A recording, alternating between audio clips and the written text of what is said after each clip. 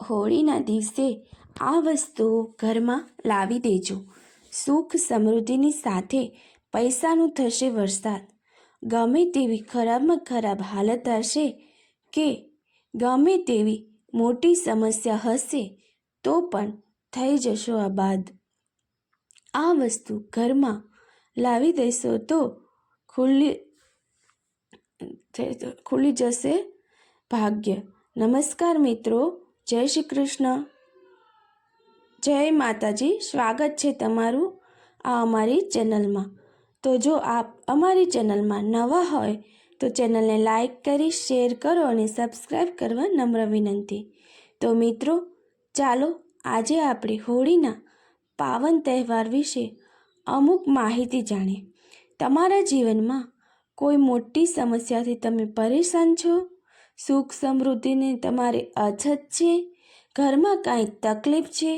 ગમે તેટલી મહેનત કરવા છતાં ઘરમાં પૈસા નથી ટકતા? ઘરના લોકો સાથે અણબનાવ થયા કરે છે? તો આ હોળીના દિવસે આ વસ્તુઓ ઘરમાં લાવી દેજો, થઈ જશો માલામાલ. આ ઉપરાંત તમારા ઘરમાં સુખ સમૃદ્ધિ પણ આવી જશે. તમે તમારા જીવનમાં સુખ સમૃદ્ધિની સાથે પોઝિટિવ એનર્જી લાવવા માંગો છો તો આ વસ્તુને ઘરમાં લાવી દેજો. આપણા જીવનમાં વાસ્તુશાસ્ત્રનું ઘણું મહત્ત્વ બતાવવામાં આવ્યું છે. આપણા શાસ્ત્રના નિયમ પ્રમાણે કહેવાય છે કે કોઈ પણ સારા કાર્યની શરૂઆત કરતાં પહેલાં આપણે વાસ્તુના નિયમોનું પાલન કરવું જોઈએ. તેનું પરિણામ શુભ અને સકારાત્મક આવે છે. વાસ્તુશાસ્ત્ર પ્રમાણે કરેલું કાર્ય કાયમ માટે શુભ હોય છે. વાસ્તુશાસ્ત્રના નિયમો પ્રમાણે કરેલું કાયમ માટે આપણને સુખી કરે છે. વાસ્તુશાસ્ત્રના નિયમોનું પાલન કરવાથી આપણે સમૃદ્ધ બનીએ છીએ. આ ઉપરાંત જો આપણે વાસ્તુશાસ્ત્ર પ્રમાણે કાર્ય ન કરતા હોય તો અમુક કાર્ય માટે આપણે નેગેટિવ અસર થાય છે અને નકારાત્મક તરફ આપણે વળીએ છીએ. જેથી આપણે વાસ્તુશાસ્ત્રનું પાલન કરવું જોઈએ. અને હોળીના દિવસે જો તમે આ વસ્તુઓ ઘરમાં લાવો છો તો નકારાત્મકતા ઓછી થશે અને ઘરમાં સકારાત્મક વસ્તુઓનો વાસ થશે. આપણા જીવનમાં સકારાત્મકતા વધશે. તેથી આપણે આ વસ્તુ હોળીના દિવસે ઘરે લાવવાથી સકારાત્મકતા વધશે અને શુભ કાર્ય માટે આ વસ્તુ તો ઉત્તમ છે. તો ચાલો જાણીએ મિત્રો આ કઈ વસ્તુ છે એના વિશે આપણે વિસ્તારથી જાણીએ. તો પહેલા નંબર પર આવે છે તોરણ. હા મિત્રો, તોરણ. હોળીના દિવસે ઘરના મુખ્ય દરવાજા પર તોરણ લગાવવું જોઈએ. તેનાથી ઘરમાં સકારાત્મકતા વધે છે અને નકારાત્મકતા ઓછી થાય છે. પોઝિટિવ એનર્જી આપણા જીવનમાં વધે છે જ્યારે નેગેટિવ એનર્જી દૂર થાય છે. આપણા ઘરમાં તોરણ લઈને આવીએ છીએ અને તેને ઘરના મુખ્ય દરવાજા પર લગાવીએ છીએ. તેનાથી માતા લક્ષ્મી પ્રસન્ન થાય છે અને ક્યારેય પણ આપણે ઘરમાં આર્થિક તંગીનો સામનો કરવો નહીં પડે. જેથી હોળીના દિવસે અવશ્ય તોરણ લગાવવું જોઈએ. નંબર 2 પર આવે છે વાંસનો છોડ. મિત્રો, વાંસના છોડને ખૂબ જ શુભ માનવામાં આવે છે.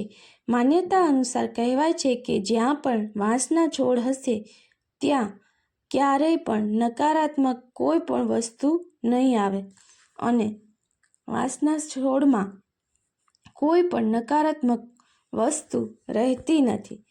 તેથી વાંસનો છોડ એ ઘરમાં લાવવો ખૂબ જ શુભ માનવામાં આવે છે. વાંસનો છોડ લાવવાથી ઘરમાં સુખ સમૃદ્ધિ અને આર્થિક તંગી દૂર થાય છે.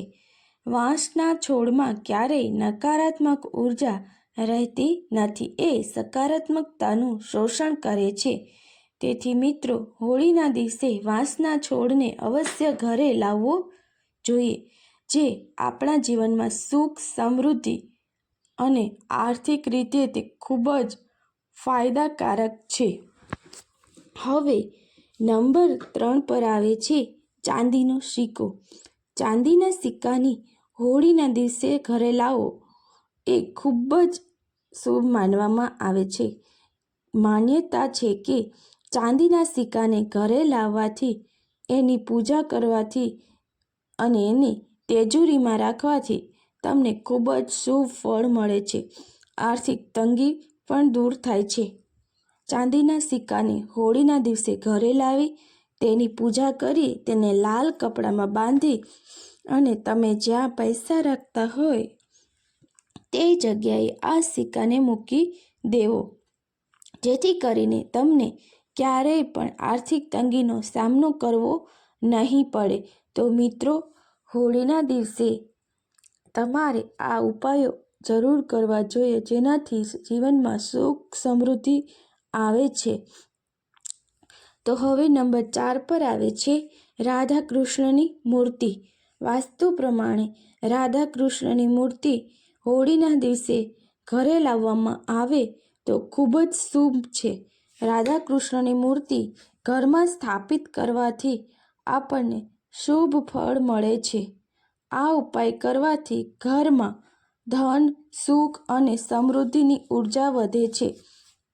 આ તસવીરને બેડરૂમમાં કે પૂજા રૂમમાં લગાવવી જોઈએ. હોળીના દિવસે તમારે સૌ પ્રથમ તો આ તસવીરને લઈ આવી તેને ગુલાલ અને ફૂલ અર્પણ કરી તેની પૂજા કરવી જોઈએ. ત્યારબાદ તેને શુભ મુહૂર્તમાં ઘરમાં સ્થાપિત કરવી જોઈએ. આ માટે ખાસ ધ્યાન રાખવું કે આ તસવીર ખાસ કરીને ઉત્તર કે પૂર્વ દિશામાં જ સ્થાપિત કરવી જોઈએ. જો તમે વ્યાપારમાં વૃદ્ધિ ચાહતા હોય તો ઘરે ઉગતા સૂર્યની તસવીર લઈ આવવાની છે અને તેને તમારે જે વ્યાપારની જગ્યા હોય, ઓફિસ કે ઘર, તે જગ્યાએ પૂજા કરી અને હોળીના દિવસે રાખવાની છે. તેથી તમારે ધન સમૃદ્ધિમાં વધારો થશે અને તમારી આર્થિક તંગી સંપૂર્ણપણે દૂર થશે. તો મિત્રો, આભાર. તમને આ અમારા વિડીયો પસંદ આવતા હોય તો અમારી ચેનલને લાઈક, શેર અને સબસ્ક્રાઈબ કરજો. આભાર મિત્રો. જય માતાજી, જય શ્રી કૃષ્ણ. હોળિકા દહનની સૌને શુભકામનાઓ.